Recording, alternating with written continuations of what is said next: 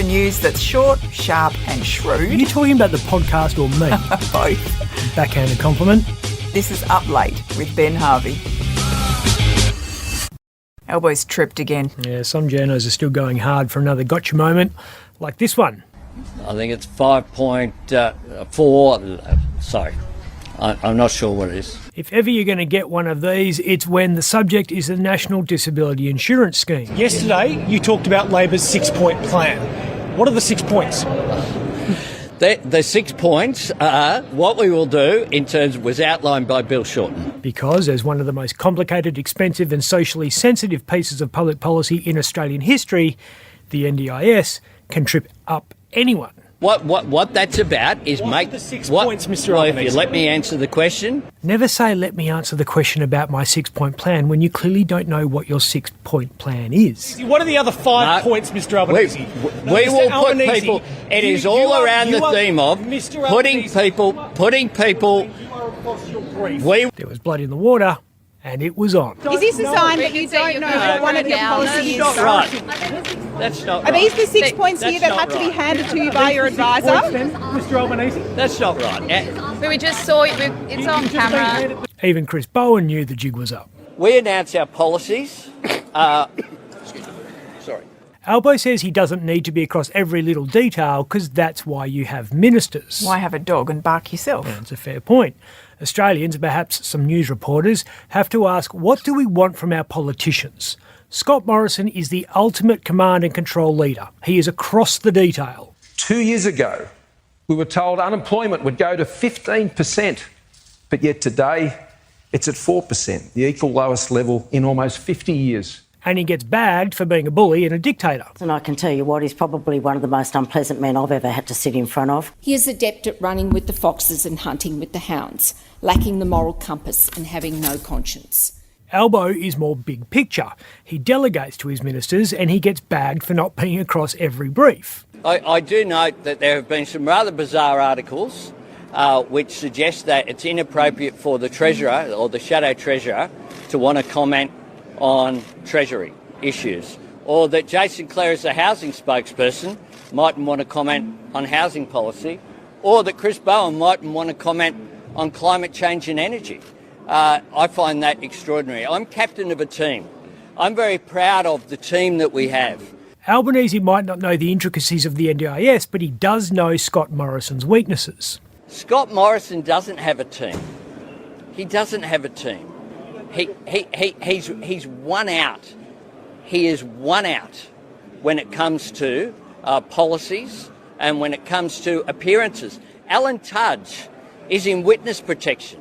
So many of the government ministers are in witness protection. Where is Alan Tudge? You mean, where is the man who was stood down from cabinet after being busted having an affair with the junior staffer, who also accused him of mentally and in one case physically abusing her before winning a $500,000 taxpayer compensation windfall that's never been fully accounted for? Yeah, him. As far away from the TV cameras as possible, I'd imagine. There's been confusion about Tudge's role in government ever since he was investigated over whether he did anything wrong by embarking on that affair with Rochelle Miller.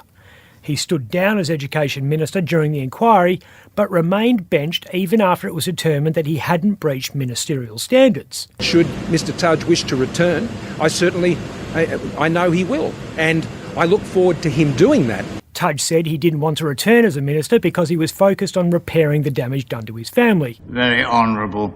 With Tudge's Todger cleared of being in the wrong place at the wrong time, the national press pivoted from playing Where's Willie to Where's Wally. So where is Alan Tudge? I suggest in his electorate, Lisa. I don't know where he is. I tend not to keep track of my colleagues' whereabouts. That was Acting Education Minister Stuart Robert. His ignorance about Tudge's whereabouts was clearly feigned, but worryingly for the man in charge of the nation's education standards, his ignorance of basic maths was not. Well, I'm the Acting Education Minister, Lisa, and have been for almost 12 months. No, Stu, you've been Acting Education Minister since December, which makes it 6 months. Only out by 100%. I'm just not across those issues. The bizarre thing is, even though Tudge is not Education Minister and is not being paid as a front bencher, he is still technically part of Cabinet. When are taxpayers going to get the right to know what went on in his ministerial office and why this $500,000 payment has been made to one of his staffers? I'm not across those issues, Lisa, so unfortunately I can't give you any degree of answer. They're issues that are dealt with by the Department of Finance, very much at arm's length from anyone. If Tudge doesn't have a portfolio, what does he do in cabinet meetings? Serves refreshments. Right, who do you have to screw around here to get a cup of tea and a chocolate biscuit? Well, Prime Minister, according to the Australian Ministerial Code of Conduct, pretty much anyone you want. Well, Libs and Labor both agree on one thing: we have to do something to fix the education system. I'm glad that education is finally becoming an election issue. Over the past 20 years, Australian kids have nosedived in the global rankings. They're now 3 school years behind kids in Singapore in maths. When Estonia is better at mathematics and Poland's better at reading, you know we've got a problem. Australian children are being outsmarted by kids in Eastern Europe. Over here, art down a kindergarten. If the world was a classroom, we'd be Ralph Wiggum. My parents won't let me use scissors. The children are right to laugh at you, Ralph. Labor was the first mover on the issue. Tanya Plibersek has this week outlined the vision for an Albanese government. She has a vested interest in knowing the vision well because it will likely be the same one that's pursued by the inevitable Plibersek government. She wants teachers to be held in the same regard as doctors. Think back to med school. Seriously, baby, I can prescribe anything I want. And lawyers. What's that?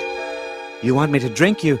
They'll also look at improving wage progression. The starting salary is very good, but teachers hit the ejector seat when they reach the pay ceiling. People should only be accepted into a teaching degree if they're in the top 30% of high school students, and they should have to pass the literacy and numeracy test for initial teacher education standards. That's the exam to ensure they actually have the skills to teach kids before they start the degree, not at the end.